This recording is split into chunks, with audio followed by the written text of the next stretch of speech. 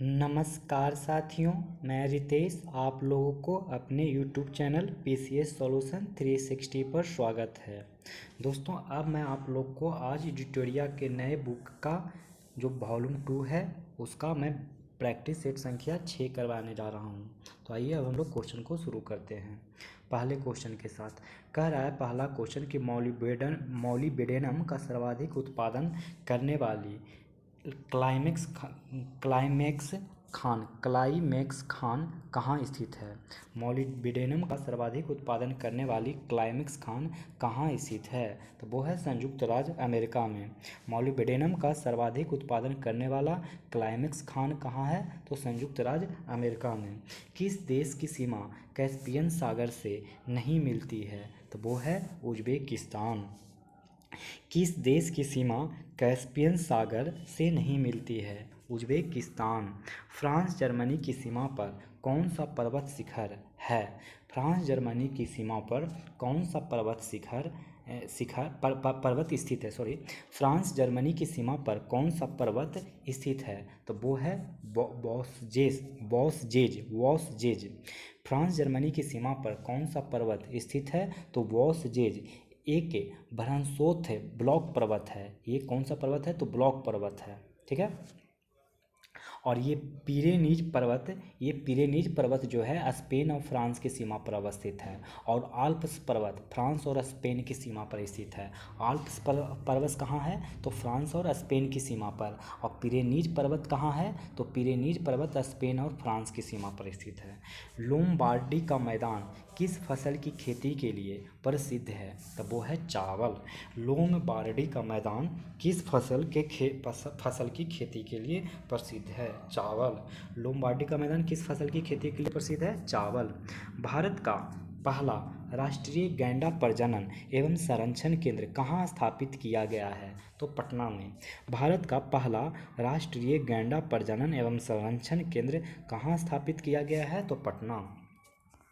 रिहंद जल विद्युत परियोजना से देश के किन राज्यों को लाभ मिलता है, तो उत्तर प्रदेश और मध्य प्रदेश। रिहंद जल विद्युत परियोजना से देश के किन राज्यों को लाभ मिलता है, तो उत्तर प्रदेश और मध्य प्रदेश। विश्व की सबसे लंबी हाईवे टनल किस देश में स्थित है, तो वो है भारत। विश्व की सबसे लंबी हाईवे टनल किस देश में स्थित है, तो भारत। विश्व की सबसे लंबी हाईवे टनल भारत के हिमाचल प्रदेश राज्य में स्थित है। यह मनाली को लाहौल स्पीति से जोड़ती है। इसकी लंबाई 9 किलोमीटर है, 9.0 किलोमीटर है। इसे अटल टनल नाम दिया गया है। पूर्व में इसका ही नाम रोहतांग टनल था। 8 नंबर क्वेश्चन, भारतीय वन स्थिति रिपोर्ट 2021 के अनुसार सर्वाधिक वनावरण प्रतिशत वाला निम्नलिखित राज्यों का सही अवरोही क्रम निम्न में से कौन सा है, तो वो है सी, मिजोरम, अरुणाचल प्रदेश, मेघालय, मणिपुर और लास्ट में नागालैंड। मिजोरम, अरुणाचल प्रदेश, मेघालय, मणिपुर और नागालैंड। भारत वन स्थिति रिपोर्ट 2021 के अनुसार सर्वाधिक वनावरण प्रतिशत वाला निम्नलिखित राज्यों का सही अवरोही क्रम निम्न में से कौन सा है, तो मिजोरम, अरुणाचल प्रदेश, मेघालय और मणिपुर। किशनगंगा किसकी सहायक नदी है, तो वो है झेलम। किशनगंगा किसकी सहायक नदी है, तो झेलम। विश्व में चावल उत्पादन का सही क्रम निम्न में से कौन सा है, तो वो है डी, चीन, भारत, इंडोनेशिया, बांग्लादेश। विश्व में चावल उत्पादन का सही क्रम निम्न में से कौन है, तो चीन, Bharat, Indonesia, Bangladesh. Mississippi delta किस प्रकार के डेल्टा का उदाहरण है, तो वो है अंगुलित या पंजक वर्ड फुट डेल्टा का। मिसिसिपी डेल्टा किस प्रकार के डेल्टा का उदाहरण है, तो अंगुलित या पंजक डेल्टा का। बरेली किस नदी के किनारे स्थित है, तो वो बरेली किस नदी के किनारे स्थित है, तो रामगंगा नदी के किनारे। बरेली किस नदी के किनारे स्थित है, तो रामगंगा नदी। दाचिगम राष्ट्रीय उद्यान भारत के किस राज्य या केंद्रशासित प्रदेश में स्थित है, तो जम्मू एवं कश्मीर। दाचिगम राष्ट्रीय उद्यान भारत के किस राज्य या केंद्रशासित प्रदेश में स्थित है, तो जम्मू एवं कश्मीर। बेंगुएला जलधारा है। तो बेंगुएला जलधारा कैसा है? तो दक्षिण अफ्रीका के पश्चिमी तट पर, दक्षिण अफ्रीका के पश्चिमी तट पर। बेंगुएला जलधारा क्या है? बेंगुएला जलधारा है, वो क्या है बेंगुएला जलधारा? तो वो है दक्षिण अफ्रीका के पश्चिमी तट पर प्रवाहित होने वाली ठंडी जलधारा है। तो बेंगुएला जलधारा ठंडी जलधारा है जो दक्षिण अफ्रीका के पश्चिमी तट पर प्रवाहित होती है। एंथ्रासाइट कोयला भारत में कहाँ पाया जाता है? तो जम्मू कश्मीर में। इसमें 85 से 90% तक कोयला पाया जाता है, माने कार्बन पाया जाता है, ठीक है, यानी शुद्ध रूप है। एंथ्रासाइट कोयला भारत में कहाँ पाया जाता है? जम्मू कश्मीर में। बिहार बजट 2022-23 के अनुसार वर्ष 2022-23 के लिए राज्य का राजकोषीय घाटा अनुमानित है। तो वो है सकल राज्य घरेलू उत्पाद का 3.47%। बिहार बजट 2022-23 के अनुसार वर्ष 2022-23 के लिए राज्य का राजकोषीय घाटा अनुमानित है। तो सकल राज्य घरेलू उत्पाद का 3.47%। भारत वन स्थिति रिपोर्ट 2021 के अनुसार बिहार में वृक्षावरण का क्षेत्र है। तो वृक्षावरण का क्षेत्र है ऑप्शन डी 2341 वर्ग किलोमीटर, 2341 वर्ग किलोमीटर। भारत वन स्थिति रिपोर्ट 2021 के अनुसार बिहार में वृक्षावरण का क्षेत्र है 2341 वर्ग किलोमीटर, जो कुल भौगोलिक क्षेत्रफल का 2.48% है, 2.48%। भारत वन स्थिति रिपोर्ट 2021 के अनुसार बिहार में वृक्षावरण का क्षेत्र है 2341 वर्ग किलोमीटर, जो कुल भौगोलिक क्षेत्र का 2.48% है। 9 जनवरी 2021 को विदेश मंत्रालय द्वारा आयोजित 16वां प्रवासी भारतीय सम्मेलन का विषय क्या था? तो वो था आत्मनिर्भर भारत में योगदान। 9 जनवरी 2021 को विदेश मंत्रालय द्वारा आयोजित 16वां प्रवासी भारतीय सम्मेलन का विषय क्या था? तो आत्मनिर्भर भारत में योगदान। हाल ही में प्रधानमंत्री मोदी ने स्टैच्यू ऑफ यूनिटी को देश के विभिन्न भागों से जोड़ने के लिए कितनी ट्रेनों की शुरुआत की है? तो वो है 8। हाल ही में प्रधानमंत्री मोदी ने स्टैच्यू ऑफ यूनिटी को देश के विभिन्न भागों से जोड़ने के लिए कितनी ट्रेनों की शुरुआत की है? तो 8 है। 20 नंबर राष्ट्रीय बागवानी मेला 2021 का आयोजन कहाँ किया गया था? तब वो किया गया था बेंगलुरु। राष्ट्रीय बागवानी मेला 2021 का आयोजन कहाँ किया गया था? बेंगलुरु। हाल ही में मानवाधिकार परिषद की सलाहकार समिति के पहले भारतीय अध्यक्ष कौन बने हैं? तो वो है अजय मल्होत्रा। हाल ही में मानवाधिकार परिषद की सलाहकार समिति के पहले भारतीय अध्यक्ष कौन बने? अजय मल्होत्रा। संयुक्त शास्त्रों और वेदों के ज्ञान को पुनर्जीवित करने के लिए किस राज्य सरकार ने एक वैदिक शिक्षा और संस्कार बोर्ड का गठन किया है? तो वो किया है राजस्थान। संस्कृत शास्त्रों और वेदों के ज्ञान को पुनर्जीवित करने के लिए किस राज्य सरकार ने एक वैदिक शिक्षा और संस्कार बोर्ड का गठन किया है? तो राजस्थान। हाल ही में जारी सतत विकास रिपोर्ट 2021 में भारत का स्थान है तो 120वां। हाल ही में जारी सतत विकास रिपोर्ट 2021 में भारत का स्थान है 120वां। हाल ही में जारी रिपोर्ट के अनुसार विदेशी कामगारों के लिए दुनिया का सबसे महंगा शहर कौन बना है? तो असगावत। हाल ही में जारी रिपोर्ट के अनुसार विदेशी कामगारों के लिए दुनिया का सबसे महंगा शहर कौन बना? तो असगावत। इंटरनेशनल वुमेन ऑफ करेज पुरस्कार 2021 से किसे सम्मानित किया गया है? तब वो किया गया कौशल्या शंकर को। इंटरनेशनल वुमेन ऑफ करेज पुरस्कार 2021 से किसे सम्मानित किया गया है? कौशल्या शंकर। मार्च 2021 को किस देश ने इच्छा मृत्यु को वैध करने वाला कानून पारित किया है? तो स्पेन। मार्च 2021 को किस देश ने इच्छा मृत्यु को वैध करने वाला कानून पारित किया है? स्पेन ने। एक घोषणा के अनुसार AFC महिला एशिया कप 2022 की मेजबानी कौन करेगा? तो वो करेगा भारत। एक घोषणा के अनुसार AFC महिला एशिया कप 2022 की मेजबानी कौन करेगा? तो भारत। दिल्ली में आयोजित ISSF शूटिंग वर्ल्ड कप के महिला ट्रैप टीम इवेंट में बिहार के श्रेयसी सिंह ने कौन सा पदक जीता है? तो वो जीता है स्वर्ण। दिल्ली में आयोजित ISSF शूटिंग वर्ल्ड कप के महिला ट्रैप टीम इवेंट में बिहार की श्रेयसी सिंह ने कौन सा पदक जीता है? तो स्वर्ण। विश्व स्वास्थ्य संगठन WHO ने किस मध्य अमेरिकी देश को मलेरिया मुक्त घोषित किया है? तो अल साल्वाडोर। विश्व स्वास्थ्य संगठन WHO ने किस मध्य अमेरिकी देश को मलेरिया मुक्त घोषित किया है? El Salvador. हाल ही में 2 हरित ऊर्जा कुशल शहर बनाने वाला देश का पहला राज्य कौन बना है? तो वो बना है बिहार। हाल ही में 2 हरित ऊर्जा कुशल शहर बनाने वाला देश का पहला राज्य कौन बना है? बिहार। खेलो इंडिया यूथ गेम्स 2022 का आयोजन कहाँ किया जाएगा? तो हरियाणा में। खेलो इंडिया यूथ गेम्स 2022 का आयोजन कहाँ किया जाएगा? हरियाणा। जुलाई 2021 में किस राज्य की विधानसभा ने अपने यहाँ विधान परिषद के गठन के प्रस्ताव को पारित किया है? तो पश्चिम बंगाल। जुलाई 2021 में किस राज्य की विधानसभा ने अपने यहाँ विधान परिषद के गठन के प्रस्ताव को पारित किया है? तो पश्चिम बंगाल। जुलाई 2021 में जोवेनेल मोइस की हत्या कर दी गई। वे किस देश के राष्ट्रपति थे? तो हैती। जुलाई 2021 में जोवेनेल मोइस की हत्या कर दी। वे किस देश के राष्ट्रपति थे? हैती। किस राज्य के मनुष्यारी राजमार्ग को हाल ही में भौगोलिक संकेतक का दर्जा दिया गया है? तो उत्तराखंड। उत्तराखंड।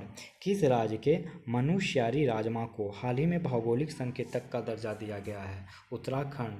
बिहार आर्थिक सर्वेक्षण 2021-22 के अनुसार 2019-20 में बिहार में निर्भरता अनुपात था? तो वो था राष्ट्रीय औसत से ज़्यादा। बिहार आर्थिक सर्वेक्षण 2021-22 के अनुसार वर्ष 2019-20 में बिहार में निर्भरता अनुपात था राष्ट्रीय औसत से ज़्यादा। भारत अमेरिका संयुक्त सैन्य अभ्यास का 17वां संस्करण युद्ध अभ्यास 2021 कहाँ आयोजित हुआ? तो वो हुआ अलास्का में। अब भारत अमेरिका संयुक्त सैन्य अभ्यास का 17वां संस्करण युद्ध अभ्यास 2021 कहाँ आयोजित हुआ? अलास्का में। थॉमस कप 2021 किस देश ने जीता? तो वो जीता इंडोनेशिया ने। थॉमस कप 2021 किस देश ने जीता है? तो इंडोनेशिया ने। संयुक्त राष्ट्र जैव विविधता शिखर सम्मेलन 2021 का आयोजन कहाँ हुआ? तो वो हुआ चीन में। संयुक्त राष्ट्र जैव विविधता शिखर सम्मेलन 2021 का आयोजन कहाँ हुआ? चीन में। निम्न में से किसके द्वारा भारत का पहला यूरो ग्रीन बॉन्ड जारी किया गया है? तो वो किया गया है पावर फाइनेंस कॉरपोरेशन PFC। निम्न में से किसके द्वारा भारत का पहला यूरो ग्रीन बॉन्ड जारी किया गया है? Power finance corporation. हाल ही में एस्ट्रोनॉटिकल सोसाइटी ऑफ इंडिया द्वारा प्रतिष्ठित आर्यभट्ट पुरस्कार से किसे सम्मानित किया गया है? तो वो है G सतीश रेड्डी। हाल ही में एस्ट्रोनॉटिकल सोसाइटी ऑफ इंडिया द्वारा प्रतिष्ठित आर्यभट्ट पुरस्कार से किसे सम्मानित किया गया है? तो वो सम्मानित किया गया है G सतीश रेड्डी को। स्वच्छ सर्वेक्षण रिपोर्ट 2021 के संबंध में निम्नलिखित में से कौन सा कथन सही नहीं है? तो वो कौन सा कथन सही नहीं है? तो देख लीजिए डी ऑप्शन। उपयुक्त सभी कथन सत्य हैं। कोई भी कथन स्वच्छ सर्वेक्षण रिपोर्ट के संबंधित नहीं है। तो पहला देखिए, यह केंद्रीय आवास और शहरी मंत्रालय द्वारा जारी किया जाता है। स्वच्छ सर्वेक्षण रिपोर्ट 2021 किसके द्वारा जारी किया जाता है? तो केंद्रीय आवास और शहरी मंत्रालय द्वारा जारी किया जाता है। इंदौर को लगातार 5वें वर्ष भारत का सबसे स्वच्छ शहर घोषित किया गया। इंदौर को लगातार 5वें वर्ष भी भारत का स्वच्छ शहर घोषित किया गया। गांधीनगर को सबसे स्वच्छ राजधानी चुना गया। गांधीनगर कहाँ की राजधानी है? गुजरात की। तो गांधीनगर को सबसे स्वच्छ राजधानी चुना गया है। सर्वश्रेष्ठ गंगा शहर वाराणसी को घोषित किया गया। सर्वश्रेष्ठ गंगा शहर किसको घोषित किया गया? तो वाराणसी को घोषित किया गया। बिहार की वंदना कुमारी को दीनदयाल अंत्योदय पुरस्कार 2020 से सम्मानित किया गया। वे किस जिले से संबंधित है? तो वो संबंधित है बांका जिले से।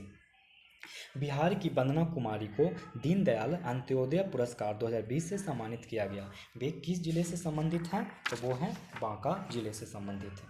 बिहार सरकार द्वारा 6 माह में 6 करोड़ लोगों को कोरोना टीका लगाने हेतु किस अभियान की शुरुआत की है?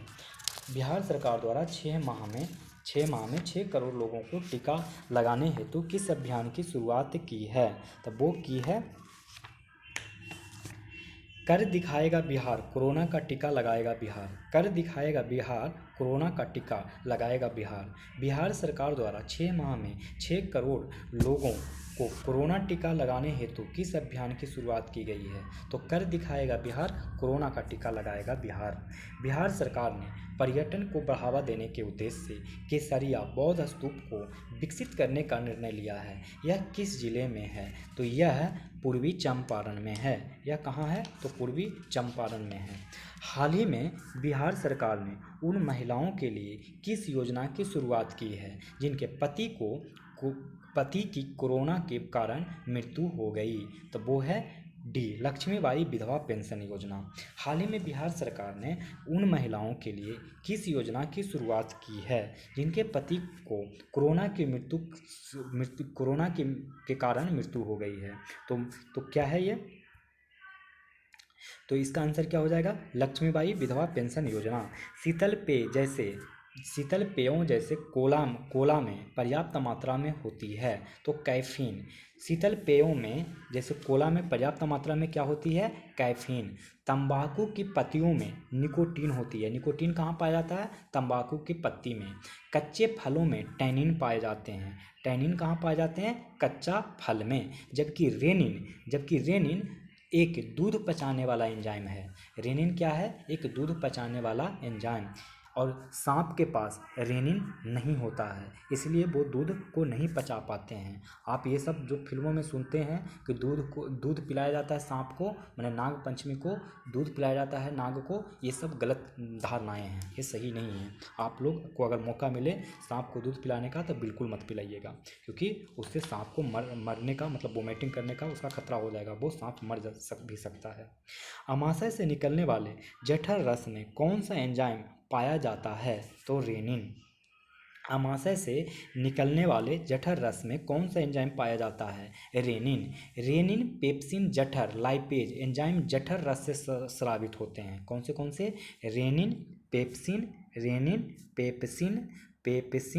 और पेप्सिन जठर लाइपेज एंजाइम जठर रस से स्रावित होते हैं। जठर रस से क्या क्या स्रावित होता है? तो रेनिन, पेप्सिन, जठर लाइपेज, ठीक है, जठर लाइपेज जठर रस से स्रावित होता है। जबकि टाइलिन कहाँ से स्रावित होता है? लार से। एमाइलेज अग्नाशय से, एमाइलेज जो देख रहे हैं अग्नाशय से स्रावित होता है। और इरेप्सिन आंत्र से संबंधित होता है, आंत्र से स्रावित होता है। इरेप्सिन किससे? तो आंत्र रस से स्रावित होता है। कोशिका की गतिविधियाँ किसके द्वारा नियंत्रित की जाती है? तो वो की जाती है न्यूक्लियस। कोशिका की गतिविधियाँ किसके द्वारा नियंत्रित की जाती है? न्यूक्लियस। 49 number question. परमाणु संरचना के अवयव हैं। परमाणु संरचना के अवयव हैं proton, neutron, electron. Proton, neutron और इलेक्ट्रॉन। परमाणु संरचना के अवयव हैं प्रोटॉन, न्यूट्रॉन, इलेक्ट्रॉन। आप लोग को पता होगा कि अंदर न्यूक्लियस होता है जिसमें प्रोटॉन और न्यूट्रॉन होते हैं और इसके चारों तरफ इलेक्ट्रॉन मूवमेंट कर रहा होता है अपने सेल में। जैसे पहला सेल के सेल, दूसरा एल सेल और एम सेल, एन सेल, इस सब सारे सेल में घूमता रहता है इलेक्ट्रॉन। और कौन से सेल में कितने इलेक्ट्रॉन होंगे इसको हम लोग इस फॉर्मूला से बनाते हैं। अगर मान के चलो के सेल है तो के न्यूक्लियस से पहले स्थान वाला सेल है तो एन के जगह पे एक वैल्यू पुट करेंगे तो 1 का स्क्वायर कितना आ जाएगा? 2। अगर हम एल सेल की बात करें तो एल न्यूक्लियस से दूसरे स्थान पे है, दूसरे सेल में है, तो एन के जगह पे यहाँ 2 पुट करें। ऐसे ही पुट करते हुए आप इलेक्ट्रॉन की संख्या निकाल सकते हैं। विद्युत चुंबकीय बल निम्न में से किस कण के माध्यम से कार्य करता है? तो वो करता है फोटोन। विद्युत चुंबकीय बल निम्न में से किस कण के माध्यम से कार्य करता है? तो फोटोन। नेक्स्ट क्वेश्चन कह रहा है कि किसी भी द्रव का दाब किस पर निर्भर करता है? तो वो करता है निर्भर ऑप्शन ई पर। देखिए द्रव के अणु स्वतंत्र रूप से गमन करते हैं, जिससे द्रव के अंदर सभी दिशाओं में एक बल आरोपित होता है। प्रति इकाई क्षेत्रफल पर लगने वाले इसी बल को द्रव का दाब कहते हैं। किसी बिंदु पर द्रव का दाब के सभी दिशाओं में समान रूप से लगता है। द्रव का दाब घनत्व, सतह से गहराई एवं गुरुत्वीय त्वरण पर निर्भर करता है। गुरुत्वीय त्वरण पर और द्रव का सतह से गहराई, द्रव का दाब निर्भर करता है। घनत्व, सतह से गहराई और गुरुत्वीय त्वरण पर निर्भर करता है। वायु में ताप के बढ़ने से ध्वनि के वेग पर क्या प्रभाव पड़ता है? तो सिर्फ बढ़ता है। वायु में ताप के बढ़ने से ध्वनि के वेग पर क्या प्रभाव पड़ता है? तो सिर्फ बढ़ता है। समानतः ताप बढ़ने से पदार्थों का आयतन बढ़ता है। इसी प्रकार वायु में ध्वनि का वेग ताप बढ़ने से बढ़ता है व घटने से घटता भी है, मैंने टेम्परेचर का डायरेक्टली प्रोपोर्शनल होता है। 53 नंबर कह रहा है कि निम्नलिखित गैसों में किसकी विशिष्ट ऊष्मा का मान सर्वाधिक होता है? तो हाइड्रोजन। निम्नलिखित गैसों में किसकी विशिष्ट ऊष्मा का मान होता है, सर्वाधिक होता है? तो हाइड्रोजन। किसी पदार्थ के 1 ग्राम द्रव्यमान का ताप 1 डिग्री सेंटीग्रेड बढ़ाने के लिए आवश्यक ऊष्मा की मात्रा को उस पदार्थ की विशिष्ट ऊष्मा कहते हैं।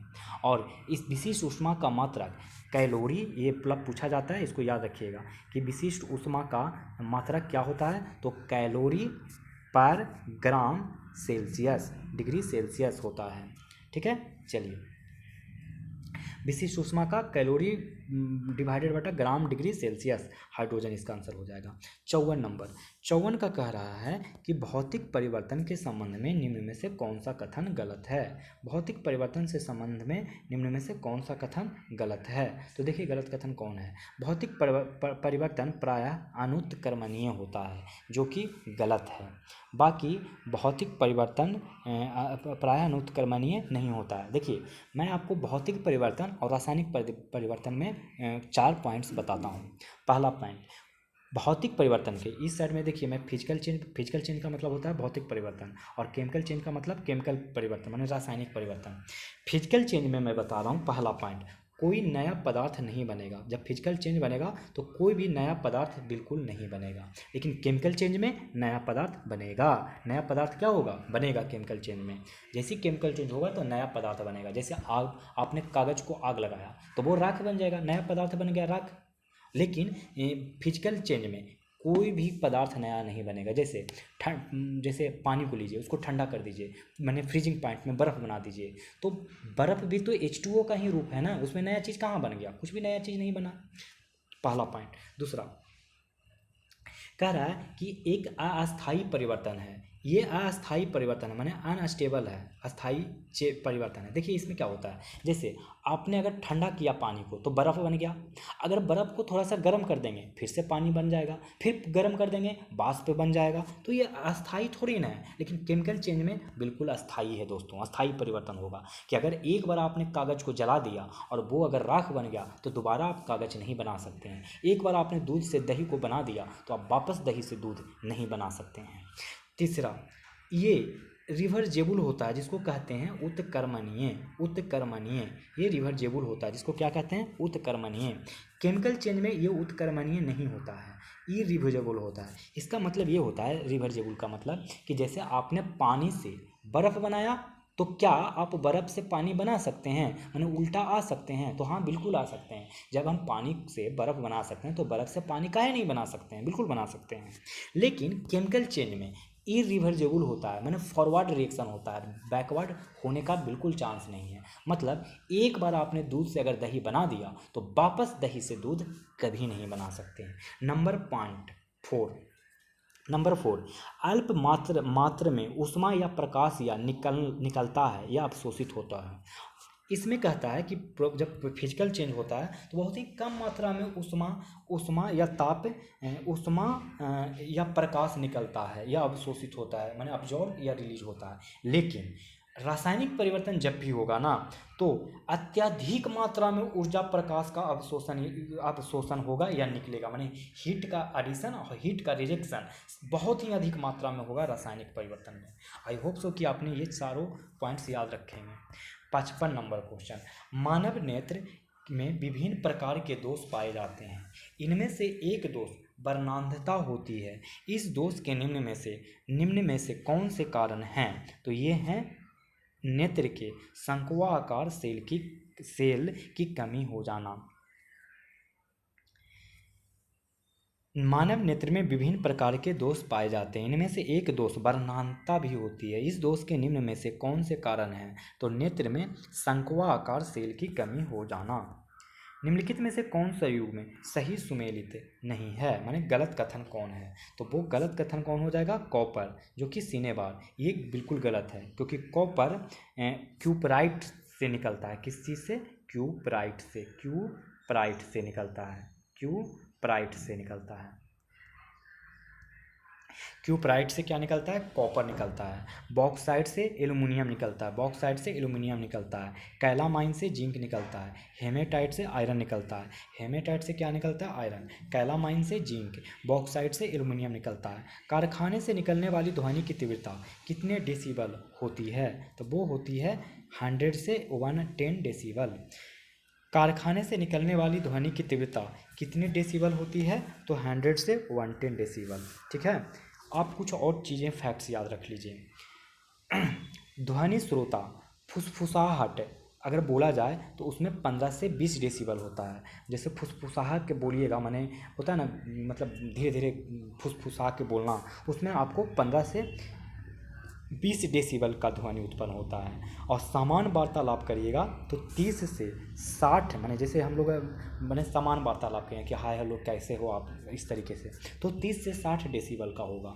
जोर से बातचीत करेंगे, जैसे हम अभी जोर जोर से मतलब वीडियो को बना रहे हैं, तो यह इसमें से 60 से 70 डेसिबल ध्वनि उत्पन्न हो रहा है। अगर गुस्से की बातचीत हो, माने पूरा कोई इंसान जब लड़ाई कर रहा होता है उस वक्त 70 से 80 डेसिबल तक वो ध्वनि पैदा करता है। और ट्रैक्टर या ट्रक जो आवाज़ करता है वो 90 से 100 डेसिबल तक आवाज़ उत्पन्न कर देता है। तो इन सारे बातों को आप याद रखेंगे।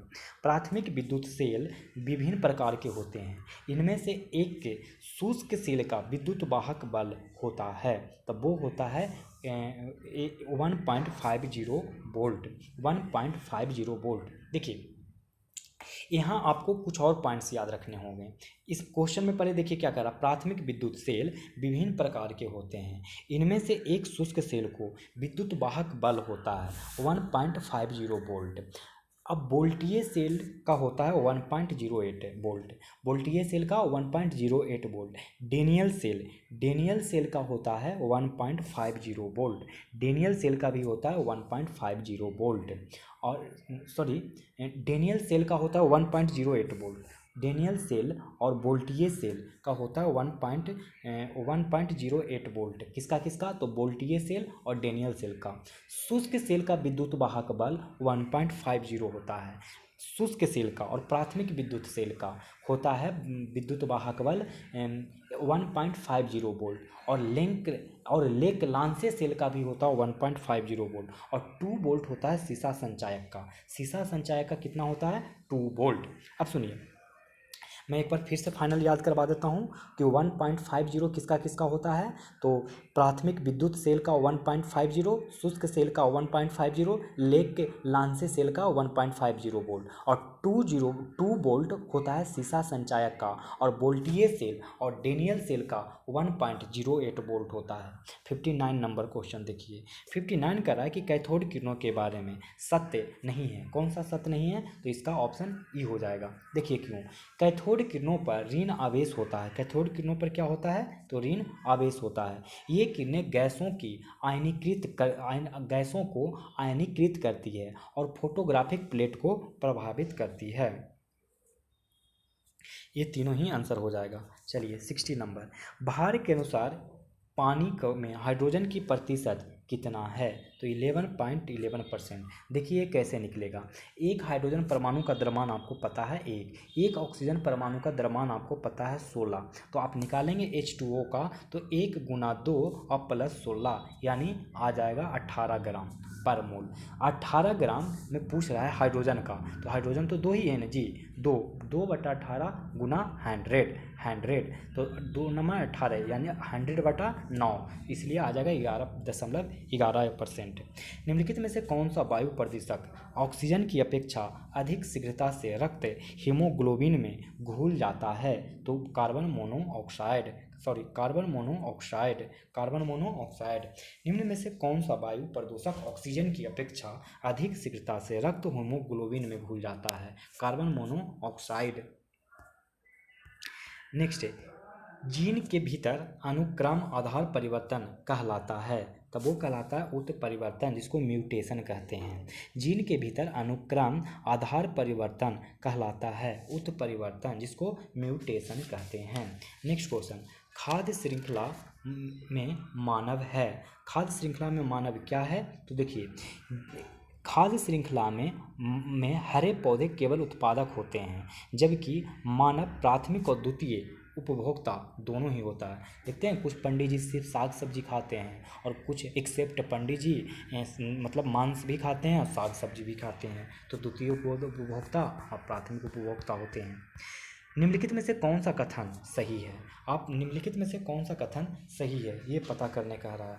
तो जैव मंडलीय पारिस्थितिकी तंत्र में ऊर्जा का प्रवाह एक दिशा में होता है। जैव मंडल पारिस्थितिकी तंत्र में ऊर्जा का प्रवाह एक दिशा में होता है। ड्यूरालिम मिश्र धातु है, किसका मिश्र धातु है? तो एल्युमिनियम, कॉपर, मैग्नीशियम, मैग्नीज का। ड्यूरालिम मिश्र धातु किसका है? तो एल्युमिनियम, कॉपर, मैग्नीशियम, मैग्नीज का। रासायनिक समीकरण SnCl2 + Cl2 tends to SnCl4 में क्या है? तो इसमें Cl2 ऑक्सीकारक है। Cl2 क्या है? तो ऑक्सीकारक है। रासायनिक समीकरण SnCl2 + Cl2 बन के उत्पाद निकलेगा SnCl4, वो Cl2 ऑक्सीकारक है।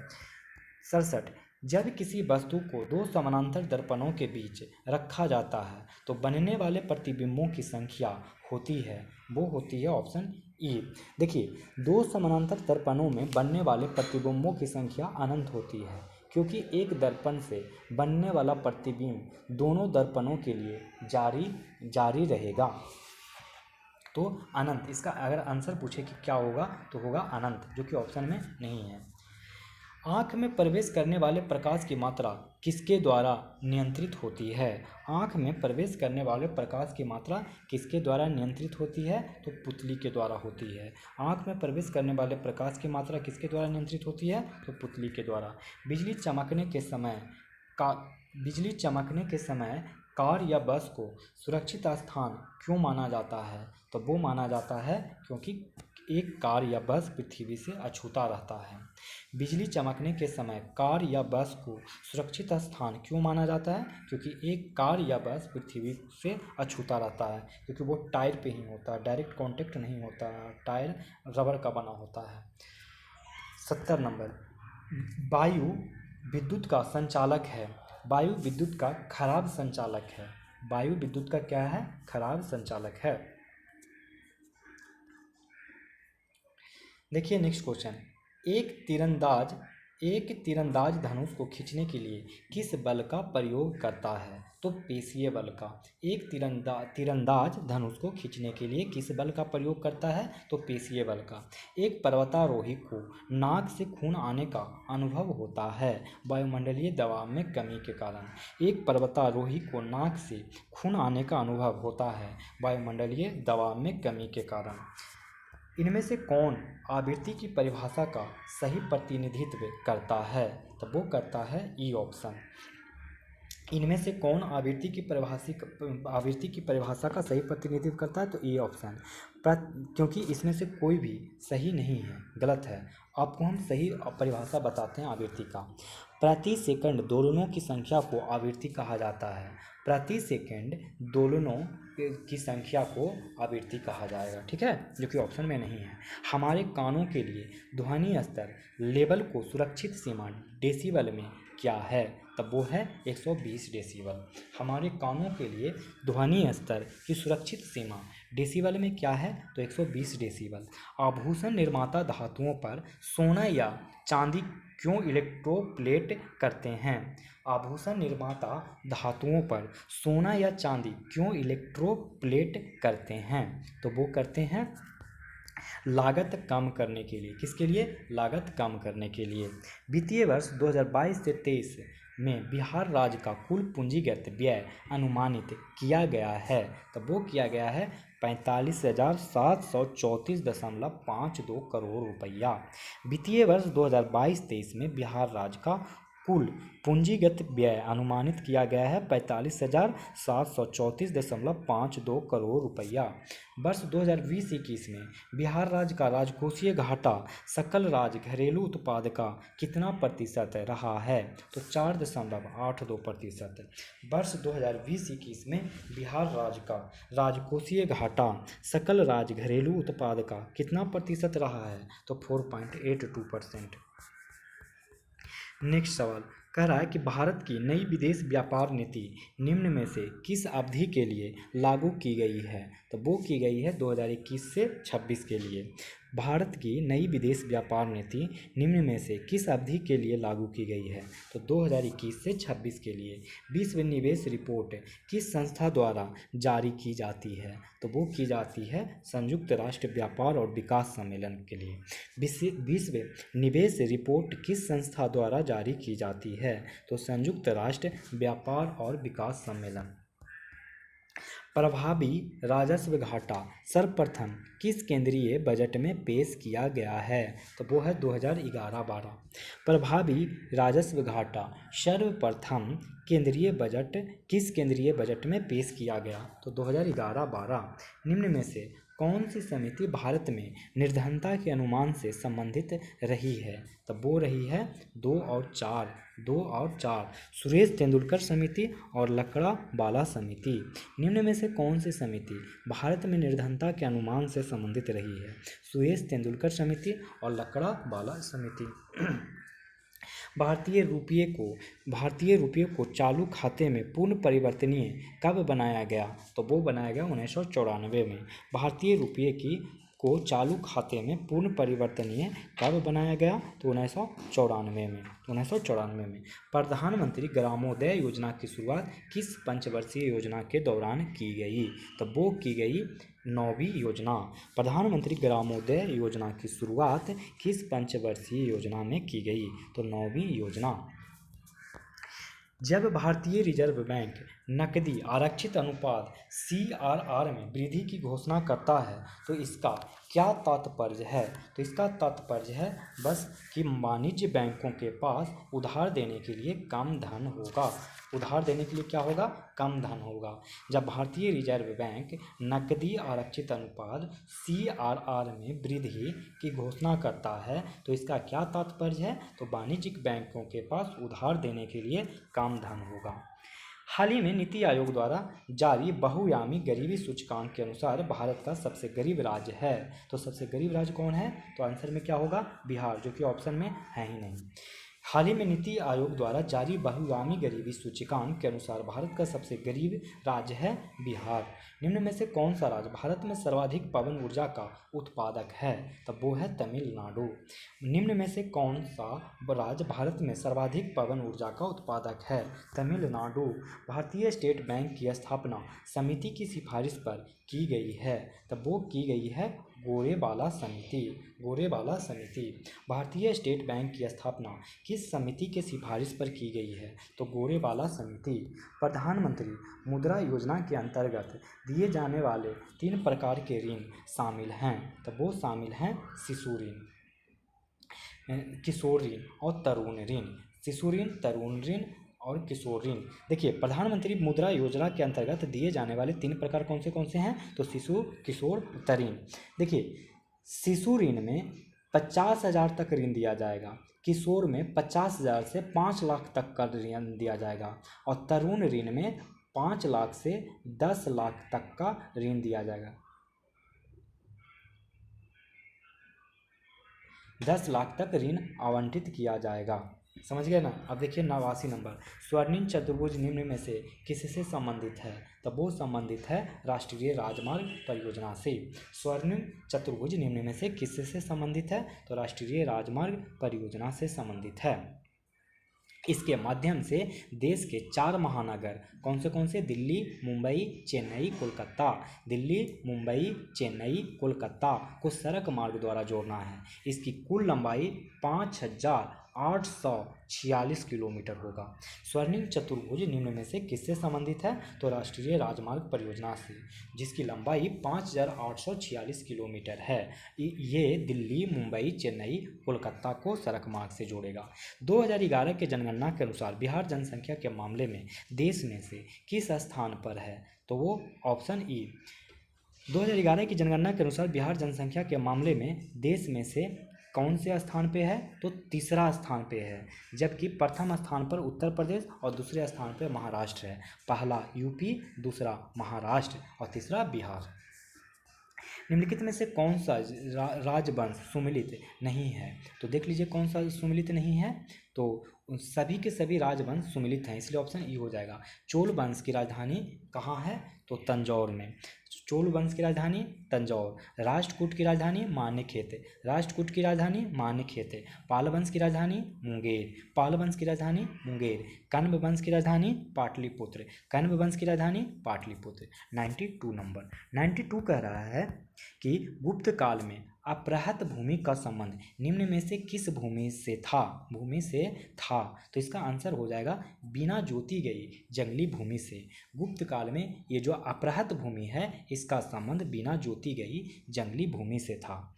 क्षेत्र क्षेत्र अब कुछ और आपको हम याद करा देते हैं इससे रिलेटेड गुप्तकालीन भूमि के रूप में। देखिए क्षेत्र किसको कहा जाता था? तो जो खेती के लिए उपयुक्त भूमि होता था उसको क्षेत्र के नाम से जाना जाता था गुप्त काल में। क्षेत्र किसको कहते थे? तो खेती के लिए उपयुक्त भूमि। अच्छा, वास्तु किसे कहते थे? वास्तु, वास करने योग्य भूमि को वास्तु कहते थे। वास्तु वास्तु किसे कहा जाता था? जहाँ पे इंसान वास करता था उसको वास्तु कहा जाता था। खिल खिल कहा जाता था जो भूमि जोती नहीं जाती थी। जो भूमि जोती नहीं जाती थी उसको खिल कहा जाता था। क्या कहा जाता था? खिल कहा जाता था। अपहृत तो बता ही दिए कि बिना जोती गई जंगली भूमि। और पशुओं के चारा जोग भूमि, पशुओं के लिए चारा जोग भूमि को गोचर कहा जाता था। क्या कहा जाता था? गोचर। पशुओं के चारा जोग भूमि को गोचर कहा जाता था। अशोक के काल में पाटलिपुत्र निम्नलिखित में से किस प्रांत की राजधानी थी? तो वो थी प्राची, यानी मध्य प्रदेश। अशोक के काल में पाटलिपुत्र निम्नलिखित में से किस प्रांत की राजधानी थी? तो प्राची। प्राची। देखिए अशोक का साम्राज्य में 5 प्रांतों में विभाग था। अशोक का प्रांत कितने प्रांतों में विभाग था? तो 5 प्रांतों में। पहला उत्तरापथ, दूसरा अवंती राष्ट्र, तीसरा कलिंग प्रांत, चौथा दक्षिणापथ। चौथा में क्या है? तो दक्षिणापथ और पांचवा प्राची जो कि मध्य प्रदेश में। इन लोग का राजधानी हम आप लोग को याद करा देते हैं। उत्तरापथ की राजधानी तक्षशिला था। उत्तरापथ की राजधानी कहाँ? तक्षशिला। दूसरा अवंती राष्ट्र का राजधानी उज्जैनी। अवंती राष्ट्र का राजधानी कहाँ? उज्जैनी। कलिंग प्रांत की राजधानी कहाँ है? तोसली। और दक्षिणापथ की राजधानी स्वर्णगिरी। और प्राची मध्य प्रदेश की राजधानी पाटलिपुत्र। 94 नंबर। प्राचीन काल में स्मृतियों में सबसे पहले किस स्मृति की रचना की गई थी? तो मनु स्मृति की। प्राचीन काल में स्मृतियों में सबसे पहले किसकी स्मृति की रचना की? तो मनु स्मृति।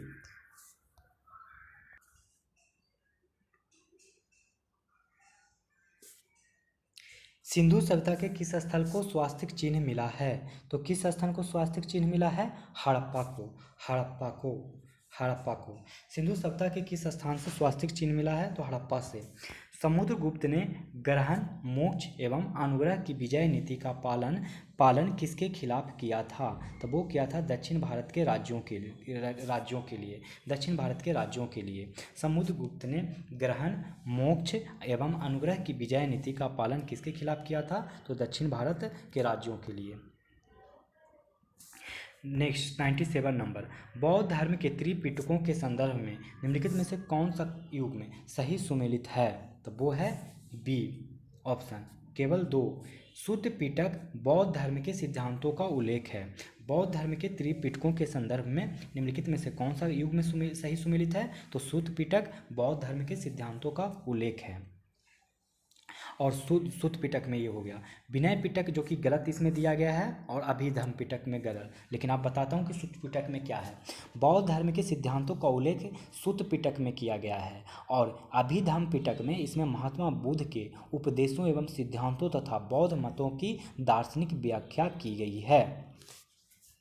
तीसरा, अब देखते हैं अगला क्वेश्चन।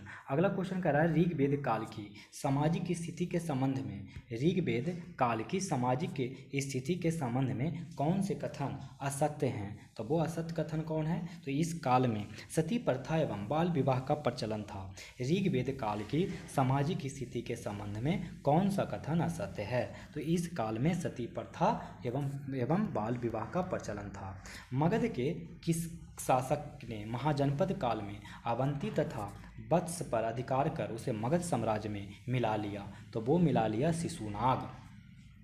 मगध के किस शासक ने महाजनपद काल में अवंती तथा वत्स पर अधिकार कर उसे मगध साम्राज्य में मिला लिया? तो कौन हो जाएगा? शिशुनाग। पूर्व मध्यकाल में कनौज के लिए त्रिपक्षीय संघर्ष में किस दक्षिण भारतीय राज ने भाग लिया? तो वो लिया राष्ट्रकूट।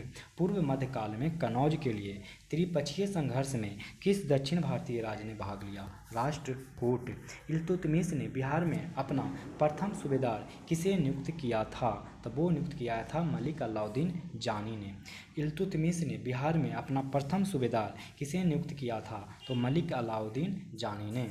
अकबर के द्वारा बिहार के प्रांतपति के रूप में नियुक्त मान सिंह ने अपनी राजधानी कहाँ बनाई थी? तो वो बनाई थी रोहतास में। अकबर के द्वारा बिहार के प्रांतपति के रूप में नियुक्त मान सिंह ने अपनी राजधानी कहाँ बनाई थी? तो रोहतास में। दिल्ली सल्तनत के किस शासक ने सिरी को अपनी राजधानी बनाई? तो वो बनाई अलाउद्दीन खिलजी ने। दिल्ली सल्तनत के किस शासक ने सिरी को अपनी राजधानी बनाई? तो अलाउद्दीन खिलजी ने। मध्यकाल में कश्मीर के किस शासक ने कश्मीर में जजिया कर हटा दिया तथा गो हत्या निषिद्ध कर दिया था? तो जैनुल आबिदीन ने। मध्यकाल में कश्मीर के किस शासक ने कश्मीर में जजिया कर हटा दिया तथा गो हत्या निषिद्ध कर दिया? तो जैनुल आबिदीन ने। 105 नंबर कह रहा है क्वेश्चन कि विजयनगर शासक कृष्णदेव राय के संदर्भ में निम्नलिखित में से कौन सा कथन असत्य है? तो कृष्णदेव राय के दरबार में अष्टप्रधान के नाम से तेलुगु साहित्य के 8 दिग्गज रहते थे। विजयनगर शासक के कृष्णदेव राय के संदर्भ में निम्नलिखित में से कौन सा कथन असत्य है? तो कृष्णदेव राय के दरबार में अष्टप्रधान के नाम से तेलुगु साहित्य के 8 दिग्गज रहते थे। मुगल सम्राट अकबर ने किस वर्ष मजहरनामा की घोषणा की थी? तब वो की थी 1579 में। मुगल सम्राट अकबर ने किस वर्ष मजहरनामा की घोषणा की थी? तो 1579 में। मुगल काल में बंदरगाहों के प्रशासन की देखभाल निम्न में से कौन करता था? तो वो करता था मुसद्दी। मुगल काल में बंदरगाहों के प्रशासन की देखभाल निम्न में से कौन करता था? मुसद्दी। देखिए, मुसद्दी जो है बंदरगाहों के प्रशासन की देखभाल करता था, और मीर ए बहर क्या करता था? जल सेना का प्रधान होता था और शाही नौकाओं की देखरेख करता था। शाही नौकाओं की देखरेख और जल सेना का प्रधान कौन था? मीर ए बहर। और मीर ए वर्र वन विभाग का अधीक्षक था। मीर ए वर्र क्या था? तो वन विभाग का अधीक्षक। और बाकिया नवीस ये क्या था? ये समाचार लेखक। खिलाफत आंदोलन का नेतृत्व किसने किया था? तो वो किया था आंसर ई। देखिए, खिलाफत आंदोलन का नेतृत्व अली बंधु जो कि मौलाना शौकत अली और मोहम्मद अली ने किया था। किसने नेतृत्व? अली बंधु, मौलाना शौकत अली और मोहम्मद अली ने किया था। इसके लिए अली बंधु, मौलाना आज़ाद, मौलाना आज़ाद, हसरत मोहानी, मौलाना आज़ाद, हकीम अजमल खान और हसरत मोहानी, हकीम अजमल खान अजमल खान।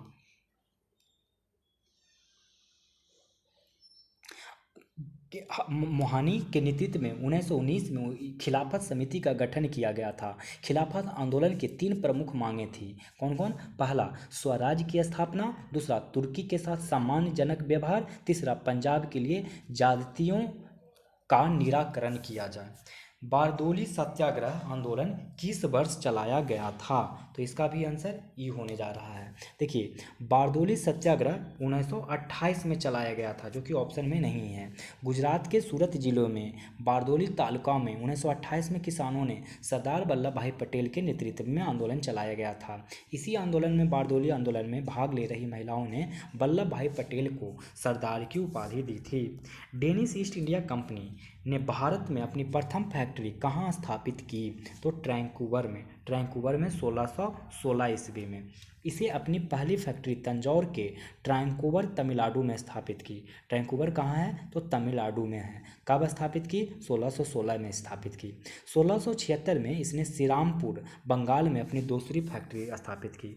1676 में दूसरी फैक्ट्री श्रीरामपुर, जो कि बंगाल में था, बंगाल में है, वहाँ 1676 में दूसरी फैक्ट्री स्थापना की। पानीपत की तीसरी युद्ध 1761 के समय मराठा पेशवा निम्नलिखित में कौन था? तो वो था बालाजी बाजीराव। बालाजी बाजीराव। पानीपत के तृतीय युद्ध 1761 के समय मराठा पेशवा निम्नलिखित में कौन था? तो बालाजी बाजीराव। निम्न में से कौन सा कैबिनेट मिशन का सदस्य नहीं था? तो वो कौन नहीं था? तो लॉर्ड बेबल। निम्न में से कौन कैबिनेट मिशन का सदस्य नहीं था? तो लॉर्ड बेबल। निम्नलिखित में से कौन सा कार्य लॉर्ड डलहौजी के समय नहीं हुआ? तो वो कौन नहीं हुआ? तो ऑप्शन ई हो जाएगा।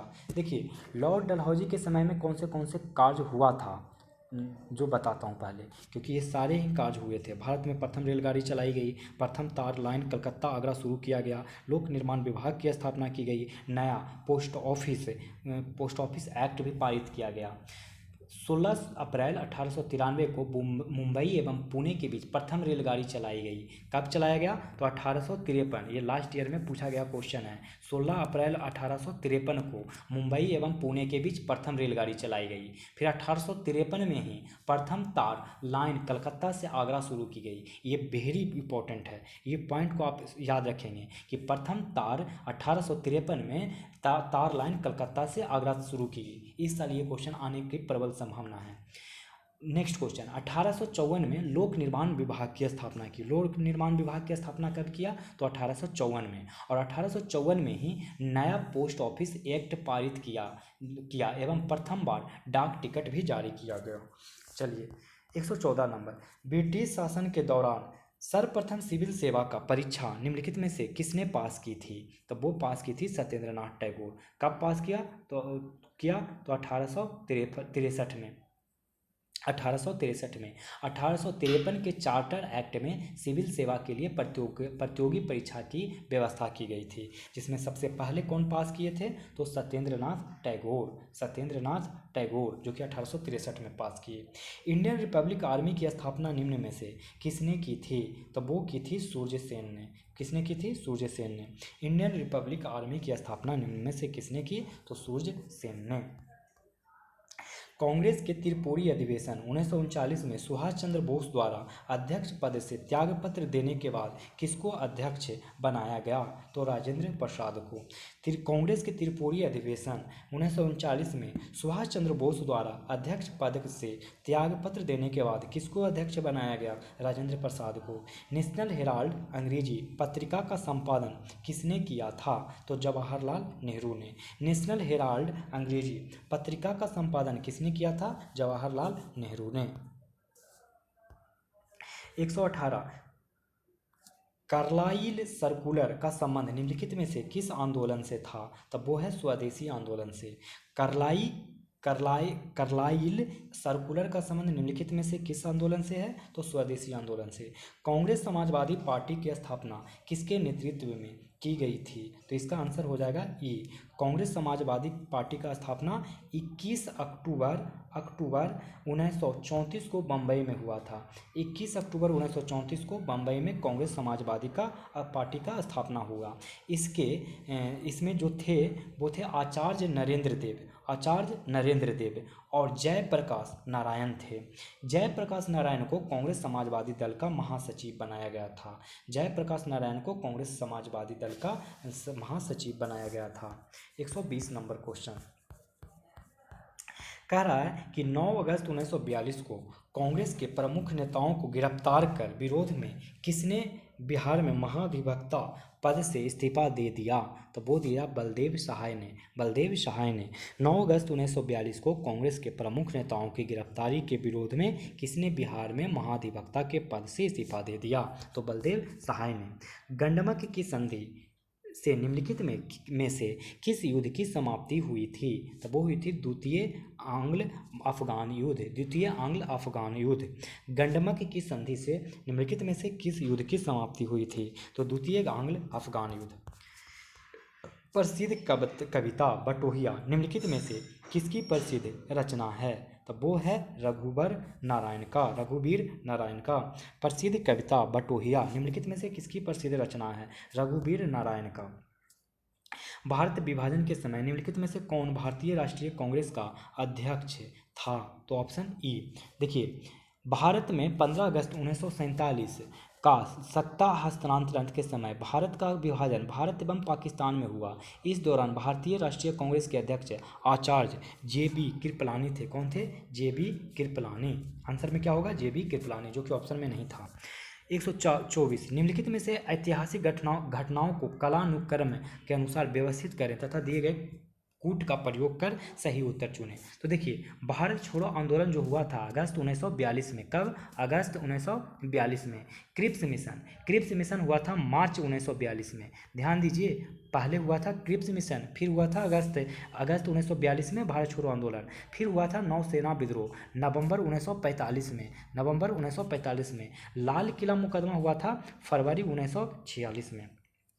देखिए, सबसे पहले मार्च 1942 में क्रिप्स मिशन हुआ, फिर उसके बाद भारत छोड़ो आंदोलन अगस्त 1942 में हुआ, फिर उसके बाद नवंबर 1945 में नौसेना विद्रोह और लास्ट में फरवरी 1946 में लाल किला मुकदमा हुआ। भारतीय स्वतंत्रता आंदोलन के संबंध में उषा मेहता की ख्याति निम्नलिखित में से किसके कारण हुई थी? तब वो हुआ था ए, भारत छोड़ो आंदोलन के समय में गुप्त रेडियो के संचालन के कारण। भारतीय स्वतंत्रता आंदोलन के संबंध में उषा मेहता की ख्याति निम्नलिखित में से किसके कारण हुई थी? तो भारत छोड़ो आंदोलन के समय में गुप्त रेडियो के संचालन के कारण।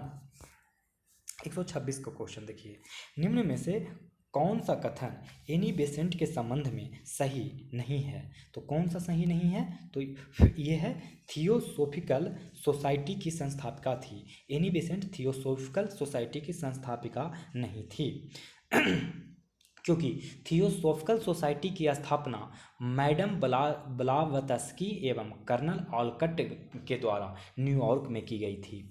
कर्नल ऑलकट के द्वारा और मैडम ब्लावत्स्की के द्वारा न्यूयॉर्क में थियोसोफिकल सोसाइटी की स्थापना की गई थी।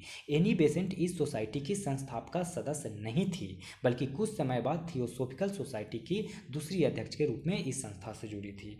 दूसरे अध्यक्ष के रूप में इस संस्था से जुड़ी थी।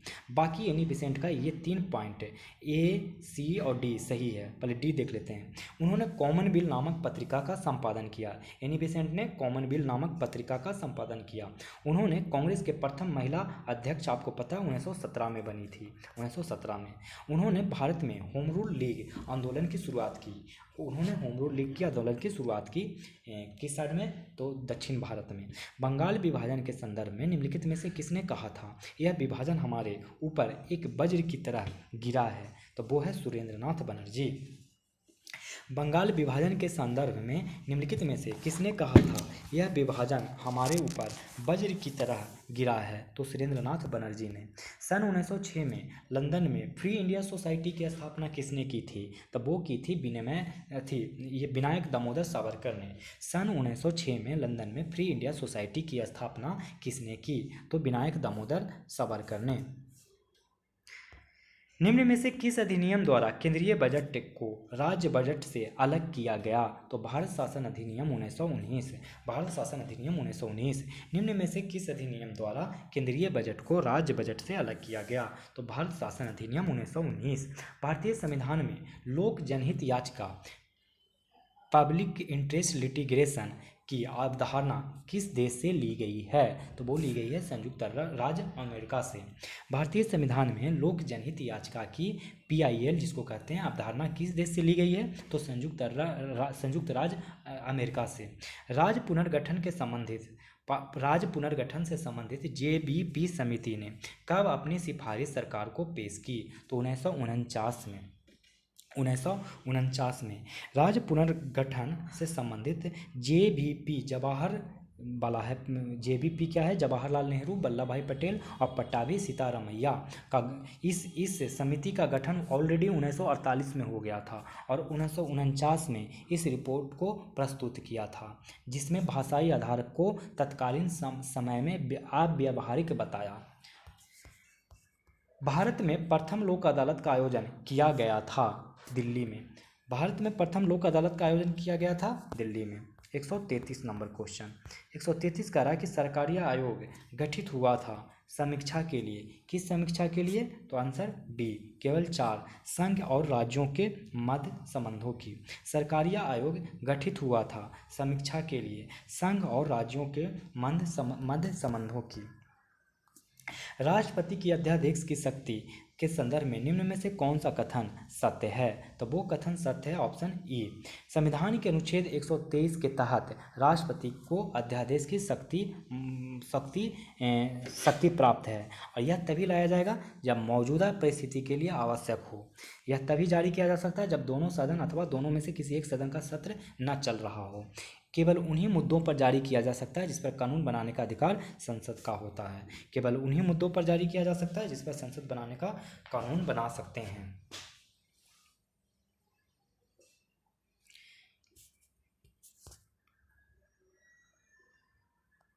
135 का क्वेश्चन देखेंगे कि भारतीय संविधान में महान्यायवादी के संदर्भ में कौन सा कथन सत्य है? तो वो सत्य कथन हो जाएगा 1 और 2। भारतीय संविधान में महान्यायवादी के संदर्भ में सत्य कथन कौन है? तो संविधान के अनुच्छेद 76 जो कि भाग 5 में है। भाग 5 के अनुच्छेद 76 के अंतर्गत इस पद का सृजन किया गया है, महान्यायवादी पद का। वह बिना सरकार की अनुमति के किसी आपराधिक मामलों में व्यक्ति को बचाव नहीं कर सकता। वह बिना सरकार की अनुमति के किसी आपराधिक मामलों में व्यक्ति का बचाव नहीं कर सकता है। राज्य विधानसभा का निर्वाचन का संचालन कौन करता है? तो वो करता भारत का निर्वाचन आयोग। भारत का निर्वाचन आयोग। राज्य विधानसभा के निर्वाचन का संचालन कौन करता है? तो भारत का निर्वाचन आयोग। पंचायती राज संस्थाओं में आरक्षण संबंधी प्रावधान की चर्चा किस अनुच्छेद के तहत की गई है? तो अनुच्छेद 243D के तहत। अनुच्छेद 243D के तहत पंचायती राज संस्थाओं में आरक्षण संबंधी प्रावधानों की चर्चा की गई है। 138 नंबर। धन विधेयक के अतिरिक्त एक विधेयक जो विधानसभा ने प्रथम बार पारित कर दिया हो विधान परिषद में कितने समय तक पड़ा रह सकता है? तो वो रह सकता है 3 माह तक। धन विधेयक के अतिरिक्त एक विधेयक जो विधानसभा ने प्रथम बार पारित कर दिया हो विधान परिषद में कितने समय तक पड़ा रह सकता है? तो 3 माह तक। निम्न में से किस अधिनियम के द्वारा ब्रिटिश ईस्ट इंडिया कंपनी के व्यापारिक तथा राजनीतिक कार्यों को अलग किया गया है? तो वो है चार्टर अधिनियम 1833। निम्न में से किस अधिनियम के द्वारा ब्रिटिश ईस्ट इंडिया कंपनी के व्यापारिक तथा राजनीतिक कार्यों को अलग किया गया है? चार्टर अधिनियम 1833। लास्ट क्वेश्चन देखिए 140। भारतीय संविधान में लोकसभा में अनुसूचित जनजातियों के लिए आरक्षण की व्यवस्था की गई है? तो ऑप्शन E। देखिए भारतीय संविधान में लोकसभा में अनुसूचित जातियों और अनुसूचित जनजातियों के लिए आरक्षण की व्यवस्था अनुच्छेद 330 कौन से अनुच्छेद 330 में की गई है, जबकि राज्यों की विधानसभाओं के संदर्भ में अनुच्छेद 332 में SC/ST की बात किया गया है। लेकिन यहाँ पे लोकसभा की बात किया जा रहा है तो आंसर 330 होता, लेकिन अगर राज्यसभा का पूछा जाएगा अगर तो 332 बनाइएगा। ऑप्शन में 330 नहीं था इसलिए आंसर हमारा E हो जाएगा। तो दोस्तों यहाँ से अब आप लोग को मैथ के सारे प्रश्न होंगे 141 से लेकर 150 तक। तो इन सारे प्रश्नों को आप बनाएंगे, हम क्वेश्चंस दिखा देते हैं बनाकर, इसके आंसर मुझे कमेंट बॉक्स में भेजेंगे। दोस्तों अगर ये सब वीडियो आप लोग को पसंद आ रहा हो तो वीडियो को लाइक करें, और अगर चैनल पे नए हों तो चैनल को सब्सक्राइब करें और अपने दोस्तों को भी इस वीडियो को शेयर करें। तो अब आप लोग को मैं छोड़े चलता हूँ यहीं पे, इस उम्मीद के साथ कि आप लोग अपने चरित्र को इस प्रकार बनाएंगे कि महिलाएं आपके साथ होने से सुरक्षित महसूस करेगी। धन्यवाद।